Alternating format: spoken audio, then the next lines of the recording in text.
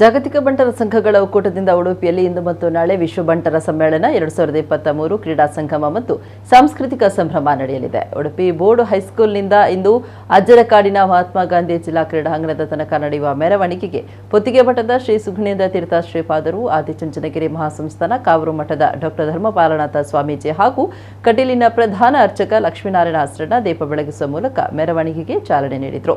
ಈ ಸಂದರ್ಭದಲ್ಲಿ ಜಾಗತಿಕ ಬಂಟರ ಸಂಘಗಳ ಒಕ್ಕೂಟದ ಅಧ್ಯಕ್ಷ ಐಕಳ ಹರೀಶ್ ಶೆಟ್ಟಿ ದಂಪತಿ, ಶಶಿಧರ್ ಶೆಟ್ಟಿ ಬರೋಡ ಸೇರಿದಂತೆ ಇತರರು ಉಪಸ್ಥಿತರಿದ್ದರು.